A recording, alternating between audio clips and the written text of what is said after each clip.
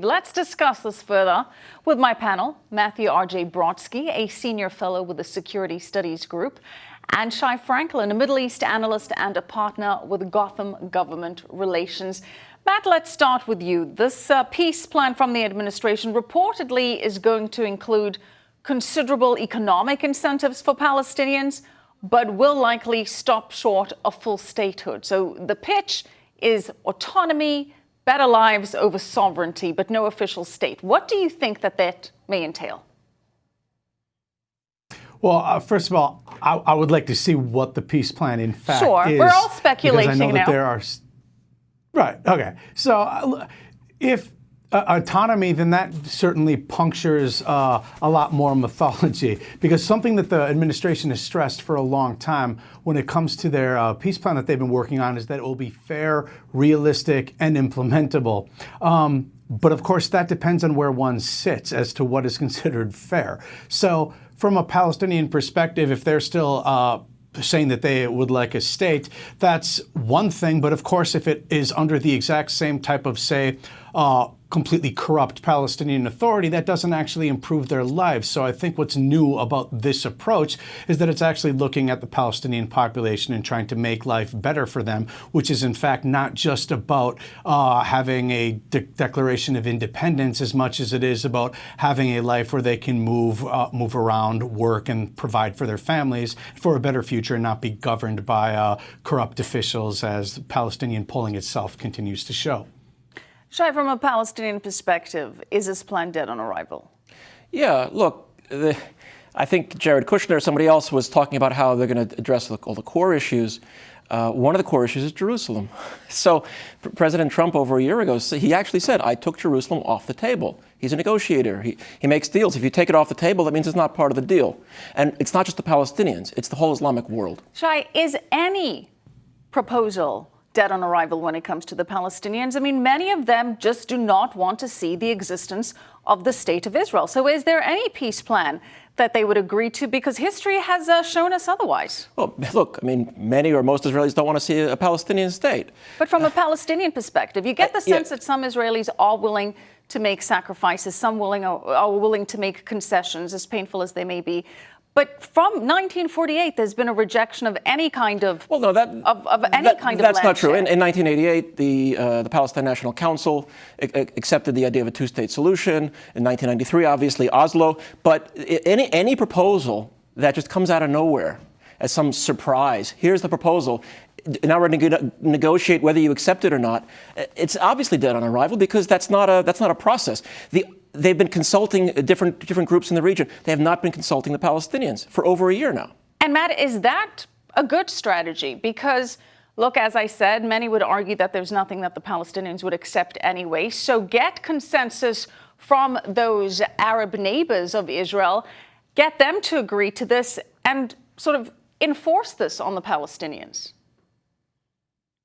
I think that's part of what they would like. They're very cognizant of what has happened before in previous peace attempts. And so they've learned a lot from that, but also they're clear in making the point that what they're doing is something different and trying to avoid past mistakes. So from their perspective, they have not been sharing clearly as much as the Egyptians or the Jordanians would like to see as far as details are concerned. But they're also aware that if they were to share anything about that, this is something that would immediately be piled on and dumped upon by the wider public before the deal would ever see the light of day. So they're being very careful to guard that kind of a secret. Now, the Palestinians just have failed to negotiate and don't want to show up. And it's not even clear that Abbas is really strong enough in his authority in Fatah and the Palestinian Authority to actually negotiate at this point. But this will be interesting to see to what extent this is about then moving toward a plan B as opposed to just a peace process. But certainly getting Arab state buy-in, and from the Gulf countries specifically, remains a priority. Shai, Matt, focusing on Abbas and the Palestinian Authority, where is Hamas in all of this? Because Hamas is still sworn to Israel's complete and total destruction and annihilation. Can there be any kind of deal, and I make this point over and over again, Because I don't see how you can make any kind of deal that helps to secure Israel without having Hamas, which is vowed to destroy Israel, on board. So what you're suggesting is that you need to have something comprehensive that includes Gaza. And from the Palestinian side, you need to have something comprehensive that includes more than just, say, 40% of the West Bank. It needs to include statehood. This economic component, this economic focus of this plan that we haven't seen yet, that's a great idea. Invest $10 or $15 billion in the Palestinian economy over a period of years. That would be phenomenal. You don't need a peace plan to do that. And then you could be preparing the Palestinians in Gaza and in the West Bank to have more self-sufficiency, more sustainability. And then you could actually talk about some autonomy. But right now, all they can see is statehood. Well, maybe that's the plan. The plan is to improve these conditions, give the Palestinians something to want to live for, improve their lives, give them video games and Big Macs, make them complacent. They're not going to accept investment and assistance at the expense of giving up any hope of a future state. That won't happen. Just do the investment. It's good for Israel.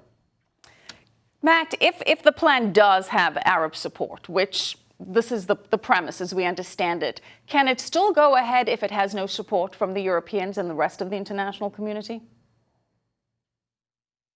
I think elements of it certainly might be able to go forward. I think the economic plan, though, is certainly part of an enticement to better the lives of Palestinians. So I don't think the administration is going to feel very predisposed to pumping in a lot of money into a cash-strapped Palestinian Authority if they're going to simply remain corrupt and not be at the negotiating table. But again, the Palestinian Authority really, they have a new finance minister now, which is kind of like a throwback to the old Salam Fayyad days, someone who is more reasonable and transparent when it comes to looking at tracking where money is spent. So we'll have to see where that goes. Other than that, I suppose that the details will be on what territory would be turned over in the West Bank specifically to Palestinians, and whether Netanyahu would decide that he is going to annex some settlement blocks that were originally slated to be a part of Israel anyways in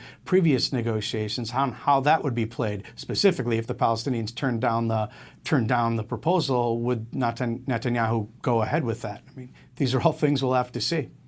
Shai, the administration has stressed that it is just recognizing the reality on the ground, that it's better for everybody's sake if the Palestinians stop deluding themselves.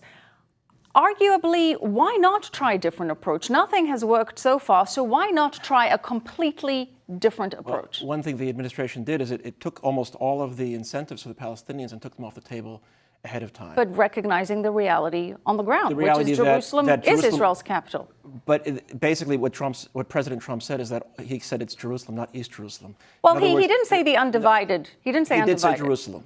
But he didn't say undivided. And he put the Jerusalem consulate, which was the liaison unit to the Palestinians, under the Israeli embassy, the American embassy. But the point is, why not try a radically different approach? The reality on the ground is that King Hussein of Jordan and King Salman of Saudi Arabia will never accept a deal that does not include an independent Palestinian state with some sovereignty in part of the old city of Jerusalem. They won't.